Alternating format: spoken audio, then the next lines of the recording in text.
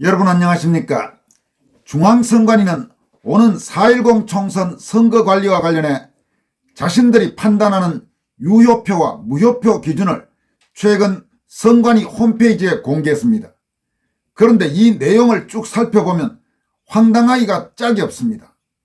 4년 전인 지난 2020년 4.15 총선 인천 연수원 선거 무효소송 등의 재검표 때 쏟아져 나와 큰 파문을 일으킨 소위 일장기 투표지, 즉 뭉개진 투표관리관 도장이 찍힌 투표지도 유효표로 판정하고 당일 투표지에 투표관리관이 도장을 찍지 않아도 유효표로 판정하겠다는 게 이번에 공개된 선관위의 방침입니다.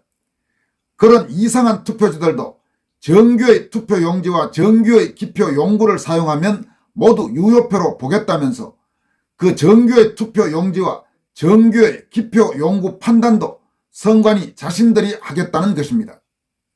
선관위가 이처럼 황당한 유효표와 무효표 기준을 마련한 것은 지난 4.15 총선 재검표 과정에서 쏟아진 이상한 투표지들의 무더기로 면죄부를 주었던 대법원의 판결이 큰 영향을 미친 것은 말할 나위도 없습니다. 이와 관련해 선거사법 및 간첩 수사를 담당하는 공안검사 출신으로 법무장관과 국무총리, 제1야당 당대표를 지낸 황교안 부방대 총괄대표는 선관위 홈페이지에는 올라가 있지만 그동안 일반 국민에게는 잘 알려지지 않았던 선관위의 유효표와 무효표 기준을 공개하고 그 문제점을 지적하면서 국민과 언론의 각성을 촉구했습니다. 먼저 선관위 홈페이지에 게시된 유효표와 무효표 기준을 한번 살펴보도록 하겠습니다. 선관위는 먼저 이번 4.10 총선에서 다음과 같은 투표지들도 모두 유효표로 간주한다고 밝혔습니다. 첫째, 기표가 완전하지 않으나 정규의 기표 용구를 사용한 것이 명확한 것. 이와 관련해서는 기표가 일부분 표시되었으나 정규의 기표 용구임이 명확한 것과 기표안이 메워졌으나 정규의 기표 용구임이 인정되는 것을 모두 유효표로 판정한다고 밝혔습니다. 두 번째로는 투표 용지에 사인, 즉 투표관리관 개인 도장 날인이 누락 또는 사인안이 메워 있으나 정규의 투표용지임이 명백하다고 판단하는 것은 유효표로 보겠다는 것입니다. 이 부분에서는 투표관리관의 사인, 즉 개인 도장 날인이 누락된 것과 투표관리관의 사인, 즉 개인 도장안이 메워진 것도 모두 유효표로 보겠다는 것입니다. 세 번째로는 투표용지가 훼손, 축소 인쇄됐으나 정규의 투표용지임이 명백한 것, 즉 투표용지의 일련 번호가 절취되지 않은 것이나 다른 후보자 란이 인주 등으로 더럽혀진 것도 모두 유효표로 보겠다고 밝혔습니다. 네 번째로는 한 후보자, 즉 기호, 정당명, 성명, 기표란에만 2번 이상 기표된 것은 유효표로 보겠다고 밝혔습니다. 다섯 번째로는 한 후보자란에 접선 또는 전사되었으나 어느 후보자에게 기표한 것인지 명확한 것은 유효표로 보겠다고 밝혔습니다. 이와 관련해서는 후보자란에 접선하여 기표한 것과 기표한 것이 다른 후보자란 또는 여백 등에 전사된 것으로 식별할 수 있는 것을 모두 유효표로 보겠다는 것입니다. 마지막으로 기표란에 기표되고 투표지 뒷면에도 기표된 것도 유효표로 보겠다고 밝혔습니다. 반면 선관위가 무효표로 판단하는 것들은 다음과 같습니다.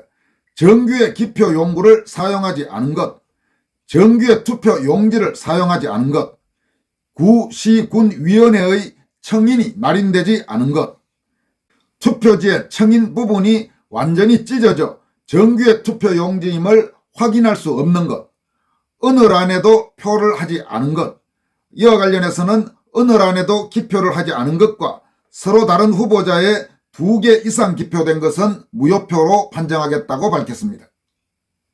마지막으로 두 란에 걸쳐서 기표한 것과 문자 또는 물형을 기입한 것은 무효표로 보겠다고 선관위는 밝혔습니다.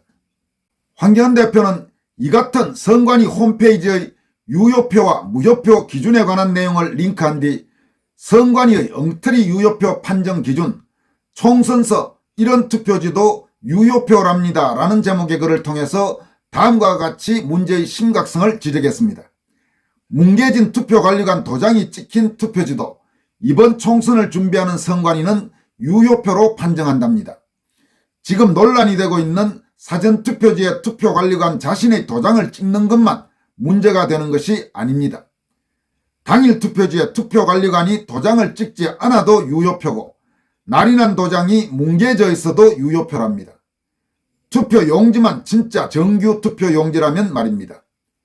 중앙선관위는 총선 안내 홈페이지에 유효표 기준을 그렇게 제시했습니다. 아래 링크를 올려놓을 것이니 국민 여러분께서는 직접 확인해 보시기 바랍니다 라면서 선관위 홈페이지에 관련 링크들을 올려놓았습니다. 황 대표는 이어서 위 유효표 이미지를 한번 봐주시기 바랍니다. 저렇게 투표관리관 도장이 형편없이 뭉개져 있는데도 정규 투표지라면 유효표라는 것입니다. 그러면 뭐 하려고 도장을 찍는지 당장 의문이 들지 않습니까? 라고 반문했습니다. 이어서 원래 도장은 투표관리관이 도장을 찍어준 바로 그 투표소에서 투표자가 투표했다는 것을 증명해 주는 것입니다. 개표 후 무슨 문제가 생기면 그 도장의 주인이 책임을 질 수 있습니다. 그런데 저렇게 뭉개진 도장으로는 책임 소재를 가릴 수도 없는 것입니다 라고 지적했습니다. 황 대표는 이어서 여기서 진짜 투표지인지 여부를 선관위가 가리는데 그 기준이 투표지의 청인, 투표록 또는 투표용지 작성 관리록 등에 의해 투표관리관이 선거인에게 정당하게 교부한 투표용지로 판단되는 것은 정규 투표용지로 본다는 것입니다 라면서 그런데 누군가가 아무 도장이나 뭉개서 찍어놓고 투표지를 바꿔치기 했다면 투표록에 기록이 되어 있을 리 만무이고 투표지 수는 그대로일 텐데 투표용지 관리록으로 무엇을 어떻게 확인한다는 말입니까? 라고 질타했습니다. 이어서 이렇게 선관위가 뭉개진 투표관리관 도장도 마음대로 유효표 처리하는데 사전투표에서 선거법과 달리 인쇄된 도장으로 날인하겠다는 것점이야 아무 그리낌 없이 그냥 진행시키지 않겠습니까? 라고 반문했습니다. 황 대표는 마지막으로 이러한 선관위의 행태를 절대 용납해서는 안 됩니다. 국민 여러분, 뭉개진 날인 투표지가 유효표라는 선관위의 판정 기준, 이게 도대체 말이 됩니까? 이런 선관위의 엉터리 판정 기준을 보고도 언론이 좌시한다면 말이 안 됩니다. 총선이 한 달도 채 남지 않았습니다. 국민 모두가 경각심을 가져야 할 때입니다 라고 마무리했습니다. 선관위가 자신들의 홈페이지를 통해 공개한 4.15 총선 선거관리에서의 유효표와 무효표 기준, 시청자 여러분들은 그 내용들을 쭉 들으시면서 어떻게 생각하십니까? 선관위의 유무효표 기준을 선뜻 납득할 수 있겠습니까? 다음으로는 최근 논란이 되고 있는 김경률, 박은식, 한지아 등 국민의힘 일부 비대위원들의 행태에 대해 미국에 거주하고 있는 재미교포인 칼윤 씨가 짧지만 통렬한 질타의 글을 남겼습니다. 이런 내용입니다. 조폭, 양아치가 따로 없다. 비대인지 비대인지, 이 앞에 비대는 비대위원 할 때 비대, 다의 이를 썼고 뒤에 비대는 화장실의 비대, 더의 이를 썼습니다. 비대인지 비대인지 알량한 권력의 완장을 찬 거지 발싸게만도 못한 놈들이 젊은 정치인의 지극히 상식적이었던 과거 발언을 트집 잡으면서 그를 둘러싸고 으름장을 놓고 있다. 공천을 주내 만에 공갈 협박을 하면서 무릎을 꿇리고 충성맹세를 받아낸다. 개 XX만도 못한 놈들이다.